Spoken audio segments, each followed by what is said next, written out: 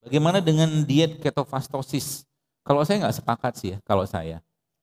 Ya, karena gini, sesuatu itu teman-teman sekalian kembalikan kepada konsep Al-Quran dan hadis Nabi SAW.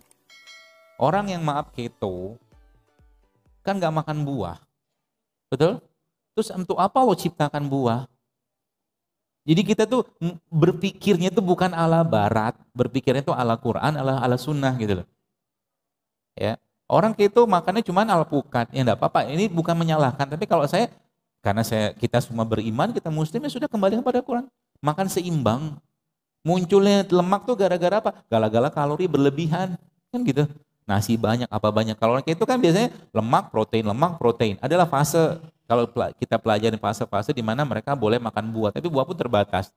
Nggak boleh nanas. Ya kan gitu kan, pepaya nggak boleh, ngapain juga. Allah ciptakan, makan aja nikmati. Dan hidup sehat itu harus menyenangkan. Saya nggak mau makan pare, kenapa pahit? Mendingan saya makan kurma. Karena saya nggak butuh pare. Sekali-kali pahit silakan gitu. Jadi jangan menyiksa diri. Wah mau hidup sehat nih, hari ini makan pare, besok sambil loto. Susah bener hidup kayak begitu. Ngapain?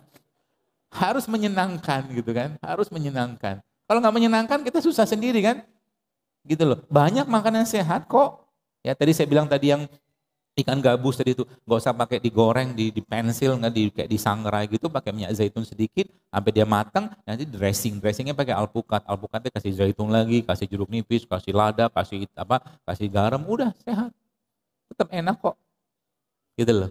Jadi nggak usah susah hati gitu loh. You just have to eat right, gitu. Tenang aja, ya jangan khawatir ya.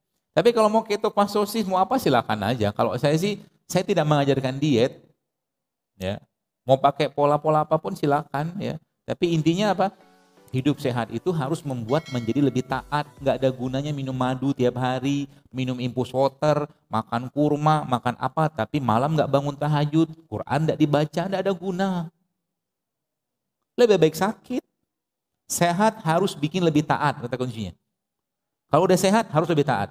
Kalau nggak lebih taat, sakit lebih baik supaya apa? Supaya digugurkan dosanya kan gitu.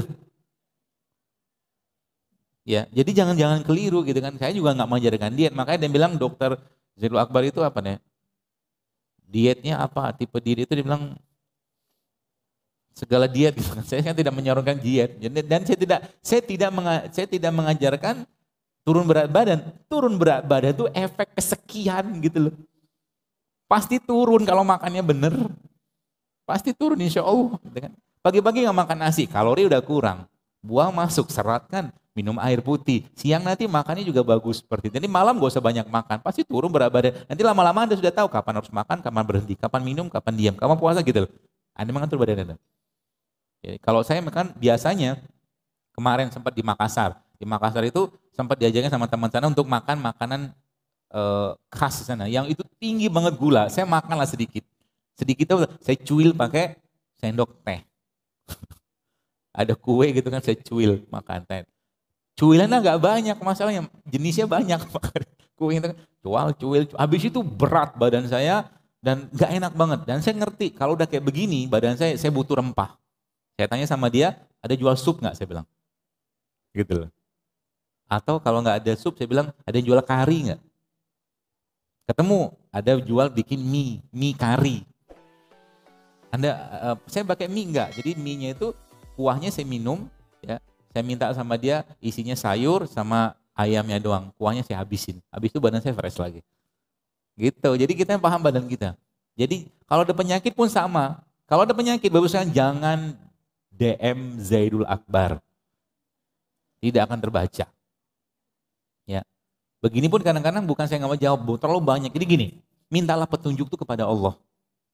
Ya Allah, aku adalah hambamu, ciptaanmu. Beri aku petunjuk apa ciptaanmu yang kau ciptakan di atas tanahmu ini untuk mengobati penyakitmu. Nanti Allah kasih petunjuk gitu loh. Kita tuh seringnya lupa, kalau sakit datang ke dokter, datang ke herbalis, lupa ada Tuhan. Datang lu ke Allah, sholat dulu 2 rakaat, minta ampun, minta maaf, minta petunjuk. Nanti Allah kasih petunjuk. Bisa jadi gara-gara mungkin bisa jadi cuma minum apa kayak begini kan ini apa nih tau gak? Wheatgrass, rumput gandum. Ini satu slokinya tuh mahal loh. Ini salah satu sumber antioksidan yang paling baik. Ya, Bagi orang-orang yang autoimun ini kan salah satu yang saya sarankan di luar seledri ya. Termasuk tiroid-tiroidan gitu. Ini salah satunya. Gitu teman sekalian. Jadi tidak mungkin Allah itu menciptakan kita di muka bumi, Allah tidak menciptakan juga obatnya. Maka ada satu hadis likulidain dawaun kata Nabi kan gitu kan. Setiap penyakit pasti ada obatnya dan obatnya itu pasti dari apa yang Allah ciptakan. Jadi orang-orang maaf obat-obat sintetik itu ya mungkin tambahan. Jadi kalau boleh saya katakan pengobatan kita itu yang utama itu ya begini-begini. Bukan ini alternatifnya. Harusnya sih begitu. Karena apa? Karena kita ciptaan Tuhan, ciptaan Allah gitu ya teman sekalian ya.